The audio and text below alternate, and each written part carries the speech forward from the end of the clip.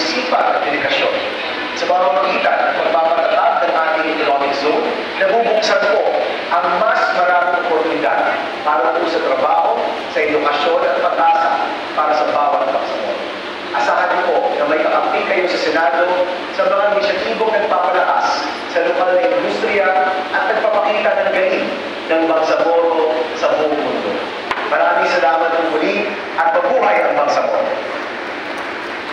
Very well, thank you so much. Our very own Honorable Paolo Benigno Bacabila report, Senator of the Republic of the Philippines. So all the statements that he said, one that struck me is the word pag-asa.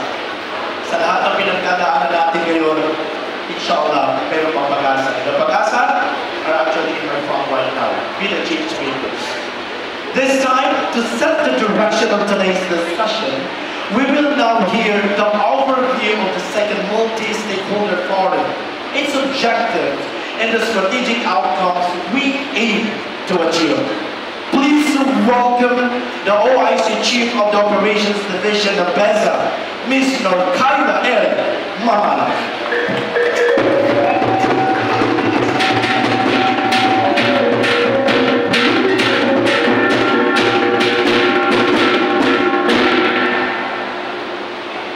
Assalamualaikum and good morning to everyone.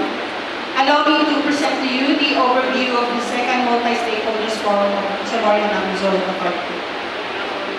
For the background and rationale, the establishment of the Bangsamoro Zone Authority, or BESA, finds its legal foundation in the Bangsamoro Organic Law, or the Republic Act No. 11054, particularly under the Section 28, Article 13, which authorizes the Bangsamoro government to establish economic zones, industrial estates, and free ports, including the creation of an economic zone authority endowed with powers similar to those of the Philippine Economic Zone Authority, or PEZA.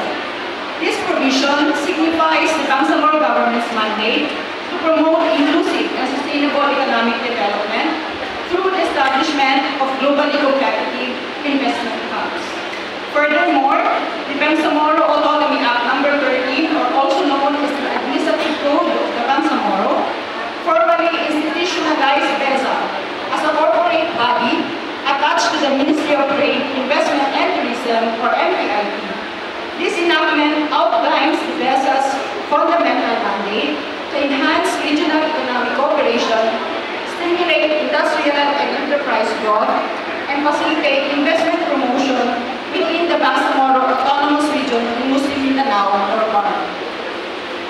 In alignment with the national investment policies,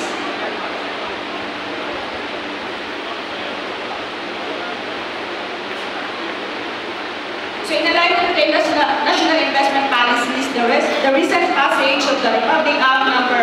12066, otherwise known as the Corporate Recovery and Tax Incentives for Enterprises to Maximize Opportunities for Invigorating the Economy Act, or the Create More Act, has officially recognized BESA as one of the country's investment promotion agencies, or IPAS.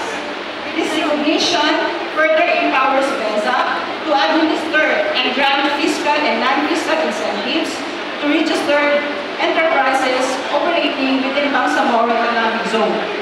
Such inclusion strengthens the region's investment landscape by ensuring investors in BAR enjoy the same advantages and privileges available in other recognized economic zones across the Philippines. Collectively, this legislative instrument provides a robust institutional policy framework for BESA to fulfill its vision of positioning BAR as a strategic investment destination anchored on moral governance, inclusive growth, and regional competitiveness. The second multi-stakeholders forum is a testament to this continuing commitment, bringing together government institutions, private sector's representatives, and development partners to foster dialogue, collaboration, and shared action toward inclusive economic development. That is why this year's forum aims to facilitate dialogue among key stakeholders on ecozone development in the Bangsamoro region through constructive discussion and collaborative exchanges. Also, it aims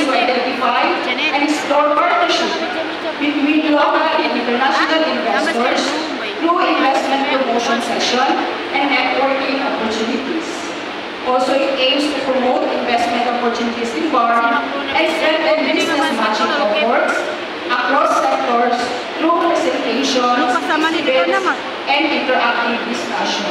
And finally, it aims to enhance dividends among ministries, LGUs, and private entities for sustainable ecozone development through strategic coordination and planning.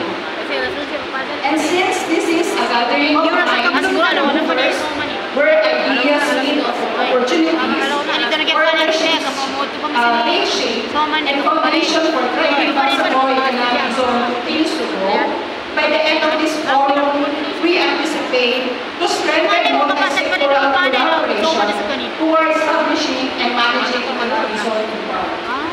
And also, we aim to anticipate, identify potential investment in areas and strategic partners for development of projects. Also, to generate actionable policy, implementations, and to improve the ease of doing business and attract and finally, the most important is to reaffirm our shared commitment to building a self-sustaining, inclusive, and progressive Bangsamoro economy. To give you an overview of today's flow of activities, we will be beginning with the opening program welcome remarks, followed by keynote messages from our distinguished officials and partners who will be taking place. This will be followed by a presentation on business milestones and investment opportunities, highlighting the region's growth potential and current. Afterwards, we will proceed with plenary discussion of open forum, allowing our stakeholders to share insights and recommendations. And lastly, we will conclude with a synthesis and closing program summarizing today's discussion and reaffirming our shared goals. In conclusion, this forum is more than just a gathering. It is a continuing journey of partnership, vision, and action. Through your participation, we are paving the way for a stronger, more connected, and economically empowered Bangsamoro. Together, let us invest in the future of BAR and a future that is sustainable, inclusive, and prosperous to all. Syukran, and wasalamu alaikum warahmatullahi wabarakatuh.